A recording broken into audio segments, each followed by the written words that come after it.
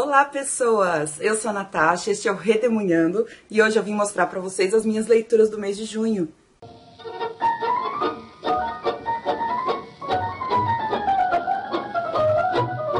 Gente, muitas leituras legais.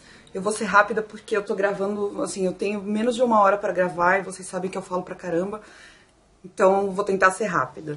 O primeiro livro que eu li esse mês foi A Ordem do Tempo, do Carlo Rovelli, pela editora Objetiva. Eu recebi de parceria com a Companhia das Letras, o grupo Companhia das Letras, e é um livro de não ficção. O Carlo Rovelli é um físico italiano, ele trabalha com gravidade quântica, e nesse livro ele se foca em explicar um pouco a natureza do tempo, o que é o tempo, ele desmistifica algumas ideias de tempo que a gente tem, por exemplo, que o tempo só corre do passado para o futuro, e coisas muito doidas desse tipo. Eu li rapidinho. Teve algumas coisinhas que eu não entendi, porque eu achei um pouco técnicas a parte física, mas normal, assim, tem muita filosofia, tem muita história aqui também, e é super interessante você saber que a ideia de tempo que a gente tem não é exatamente, ou não corresponde exatamente à realidade. Vai ter vídeo específico pra ele, eu já até gravei, eu só preciso ver quando que ele vai ao ar, mas fiquem ligados que já tá pronto o vídeo. O segundo livro que eu terminei esse mês foi A Vida Útil do Fim do Mundo, do Matheus Rocha, pela editora Pedra de Mó.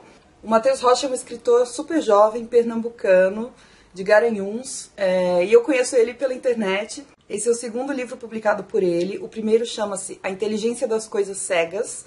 Eu já li, eu fiz vídeo pro A Inteligência das Coisas Cegas, gostei muito.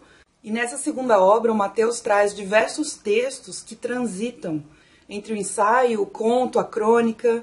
E, na verdade, os textos dele sempre são reflexões profundamente íntimas. A maioria em primeira pessoa. Os textos são sobre o eu, sobre o existir, sobre o cotidiano, sobre relacionamentos, sobre a dor, sobre a vida. E é engraçado porque tem horas que eu me sinto até um pouco intrusiva lendo, como se eu estivesse invadindo a intimidade do narrador, de tão interno que é o texto do Matheus. Mas, ao mesmo tempo, é super universal, dá para se identificar com o que ele está falando em cada um dos textos. É tão universal que em alguns desses contos não dá nem para saber se o narrador é homem ou mulher. E isso não importa nesse contexto. A escrita dele me lembra demais Clarice Lispector e Caio Fernando Abreu. Eu já falei isso no vídeo do A Inteligência das Coisas Cegas. Quem gosta desses dois gigantes da literatura brasileira pode correr atrás dos livros do Matheus, que é quase garantido que vocês vão gostar. Eu vou deixar embaixo um link para contato com o Matheus. Eu acho que esses livros só estão disponíveis para comprar diretamente com ele. Eu acho que não estão disponíveis em livrarias. Mas o livro tá lindo, viu? Foi o próprio Matheus que fez a diagramação e tá muito, muito cuidadoso. Não tem erros de revisão, nada disso. Tá perfeito. O projeto gráfico é belíssimo. Olha essa capa. Para mim parece uma rosa despedaçada. E quanto ao estilo de escrita nesse livro, é forte e bem dinâmico, porque o Matheus usa frases curtas o tempo todo, um uso abundante de pontos finais e vírgulas, e que são características que eu pessoalmente prezo muito, porque quando eu vou escrever, eu faço períodos muito longos, acaba ficando o leitor meio perdido nas minhas frases. E o Matheus consegue deixar isso muito conciso, sem perder a poesia, sem perder a reflexão no meio, sabe? O livro tem 89 páginas, ele é bem curto, mas eu precisei de uns 4, 5 dias para lê-lo, porque é o tipo de livro que você para respirar e para digerir. Esse grau de intimidade muito grande que tem nos textos do Matheus podem ser um pouco densos, por isso é necessário, ou foi necessário para mim, dar um tempo a cada 1 ou 2 contos. Só para deixar registrado aqui, os meus textos favoritos foram Silhueta, Dor Branca e Fino Frio. Eu achei esses 3 textos muito pungentes e muito verdadeiros.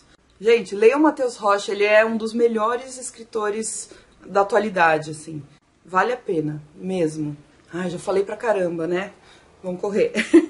Li 2 livros pra faculdade, um chamado Entre a Fé e a Razão, Deus, o Mundo e o Homem na Filosofia Medieval, do Everson Araújo Nauroski, pela editora Intersaberes. Esse livro dá um panoramão da filosofia medieval europeia, fala de helenismo e cristianismo, a influência de um no outro, patrística e escolástica, que são os clássicos, mas eu achei legal que fala também da filosofia árabe e da filosofia judaica.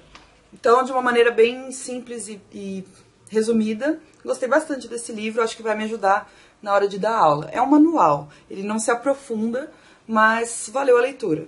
Outro que eu gostei bastante, também de filosofia, foi o Epistemologia das Ciências Sociais, da Susana Salete Raimundo Quinazzo, pela editora Intersaberes.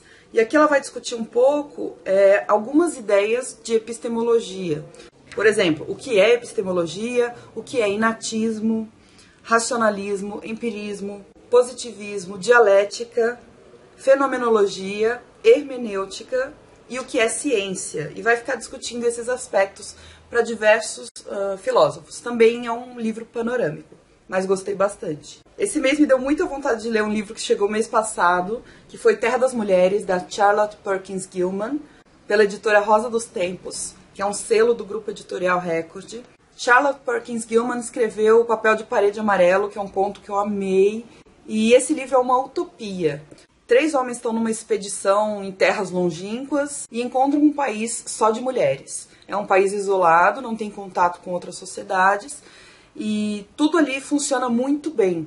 E o livro basicamente é o narrador nos descrevendo por que aquilo funciona tão bem, quais são as características e tal. Tem uma historinha de fundo, mas não é o mais importante. Eu estava mesmo curiosa para ver a visão da autora a respeito do que funcionaria socialmente ou não, do que ela considera característica feminina ou não, e ela é muito perspicaz. Esse livro é dos anos 10 do século XX. Foi publicado pela primeira vez em 1915. Então, eu achei muito bom para a época que ele foi publicado. Com os olhos do feminismo atual, tem uma ou outra coisinha assim que não se encaixam tão bem. Mas não podemos ser anacrônicos, né? Cobrar da autora uma coisa que não se pensava na época, ou que não era um problema na época. Então, já digo que eu gostei bastante. Eu acho que eu vou fazer um vídeo sobre ele, vamos ver. Gente, todos esses livros que eu estou mostrando, ou a maioria deles, está disponível na Amazon. E se você quiser comprar por lá, eu vou deixar meu link aí no box de descrição. Comprando por esse link, você não paga nada mais por isso. E eu ganho uma comissãozinha pela venda. Continuando, eu li O Sol na Cabeça, do Giovanni Martins, pela Companhia das Letras. Giovanni Martins está bombando aí, o marketing em cima desse livro está muito grande. Ele é um dos autores que vai estar na Flip, agora em 2018. E eu queria ver o que esse livro tinha de tão especial que está todo mundo falando. O Giovanni Martins é novo, ele nasceu em 1991, é carioca, cresceu em Bangu e agora mora no Vidigal. Esse livro, Sol na Cabeça, tem contos que falam bastante sobre violência, mas violência em vários aspectos. Alguns dos contos tratam de uma violência mais explícita, tipo ligada a armas e drogas e coisas assim, mas muitos dos contos trazem uma violência intrínseca, assim, uma coisa meio... uma violência potencial. Violência que não acontece necessariamente, mas que está psicologicamente agindo ali, está sempre latente. Então tem violência simbólica, violência psicológica, preconceito racial e preconceito social e econômico que acabam descambando para uma violência, entre aspas, sutil. Algumas violências mais diretas, outras mais sutis. E eu acho que outro ponto em comum que todos esses textos, todos esses contos têm, são o de mostrar o clima muito urbano, porque todos eles se passam no Rio de Janeiro. E é um clima urbano bastante rico, porque ele é visto de um ponto de vista de personagens e narradores que são da periferia do Rio de Janeiro. E aqui eu quero dizer da periferia, das periferias econômicas. Então é muito interessante que todos os contos envolvem uma tensão, seja externa, ou seja, entre um personagem e outro, ou entre um personagem e uma situação, ou interna, porque muitas vezes os personagens vivem conflitos psicológicos ou dilemas pessoais que têm a ver com os seus próprios contextos sociais. A maioria dos contos apresentam um final em suspenso, um final aberto. Particularmente não achei os finais tão sensacionais. Eu gosto até de finais suspensos, mas eu acho que eles têm que ser muito, muito bem feitos. E esses finais eu achei ok, assim. A linguagem dos contos varia, embora seja uma linguagem sempre objetiva. Alguns desses contos trazem uma marca oral de gíria muito grande e outros textos estão dentro da norma culta da língua portuguesa ou da gramática tradicional. E muita gente estranhou o estilo, a linguagem, quando ela é muito informal. Tô falando de alguns amigos meus, pessoas que eu vi vídeo aqui na internet, inclusive eu. Eu recebi um e-mail de um projeto de contos com o primeiro conto desse livro, chamado Rolezinho. E o Rolezinho é um desses contos que tem a parte de gírias e informalidade muito grande. E aí, da primeira vez que eu li, eu achei esquisito, assim. Esquisito, eu não sei nem explicar direito o que eu senti. Aí depois eu peguei pra ler mesmo no livro e já estava mais habituada, foi mais fácil de ler. Mas eu acho que esse estranhamento talvez seja o que tem de mais importante e de mais interessante nesse livro. Ele nos tira da nossa zona de conforto e nos coloca numa posição de marginalidade frente àquilo que estamos lendo. Porque nesses contos, a periferia é o centro. E muitos dos personagens têm essa condição social de viver em comunidades mais pobres, favelas, de terem pouco dinheiro. E não é uma voz que a gente ouve na literatura normalmente. Eu conhecia literariamente esse ambiente pela Carolina Maria de Jesus, com Quarto de Despejo, e pela Conceição Evaristo. E eu acho que o Giovanni, um jovem rapaz da periferia do Rio de Janeiro, nos fornece mais uma peça desse quebra-cabeças da diversidade que forma o Brasil. É mais uma voz, tantas vezes negligenciada pela nossa arte. Então eu achei um bom livro, aliás é o livro de estreia dele, então é um ótimo livro de estreia, mas não assim absolutamente fenomenal e inovador. É um livro muito bom, na minha opinião. E eu assisti uma entrevista dele com o Pedro Bial, que foi bem interessante também, me deu um panorama sobre a vida dele, assim, por que ele escreve sobre isso. Vale a pena ir procurar, se você se interessa por esse tipo de literatura ou por saber mais do Giovanni Martins. Uma dica fora dos livros, ainda faltam 3 livros para mostrar para vocês e eu já tô atrasada. Mas eu queria dar uma dica de música para vocês, porque o mês de junho, mês de aniversário de 110 anos da imigração japonesa para o Brasil. E tem um parque aqui em São José dos Campos que eu frequento bastante, o Parque Vicentina Aranha. E lá eles estavam fazendo o mês inteiro de comemorações a esses 110 anos da imigração japonesa. Um dos domingos que teve foi uma banda chamada Kinjo. Na verdade, o nome do cantor, do vocalista é Vittorio Kinjo. E foi uma música incrível, eu comprei o CD. São músicas que são brasileiras, porque o cantor é brasileiro. E a banda também, mas tem um toque japonês muito perceptível, assim, eu achei uma música super interessante. E eu acho que está disponível em plataformas digitais, tá? Então, quem se interessar por isso, eu achei uma música muito diferente e linda. Eu vou deixar aí no box de descrição a página do Facebook do Kinjo, e lá ele conta um pouco da história dele, de como ele se relaciona com o Japão, porque ele é brasileiro, e por muito tempo ele não se identificava com essa coisa do japonês, do descendente japonês. Mas depois ele começou a despertar para isso. E lá na página tem todas as informações que podem interessar. Ainda nessa onda da imigração japonesa, o nosso piquenique literário em junho, que também acontece lá no Parque Vicentina Aranha, foi de uma autora japonesa chamada Banana Yoshimoto. E o livro é Tsugumi, da editora Estação Liberdade. É um livro muito bonito da editora, gente. A edição tá incrível. Veio junto com o livro um marcador combinando com a capa. A Banana Yoshimoto é considerada uma das vozes mais importantes da literatura japonesa contemporânea. Compara até com o Murakami. Bom, eu não li Murakami, então não posso comparar. Minha impressão é que vai ser muito diferente, mas, enfim, na propaganda aqui, né, coloca o Murakami também junto com a Banana como vozes importantes da literatura contemporânea japonesa. E basicamente é um livro muito simples que conta a história de uma moça na transição para a vida adulta. Essa moça chama-se Maria e ela tem uma prima chamada Tsugumi. E a Tsugumi nasceu com uma saúde muito frágil. Ela foi rotulada com a coisa de que pode morrer a qualquer momento por conta dessa saúde frágil. Então todo mundo à volta dela faz as suas vontades.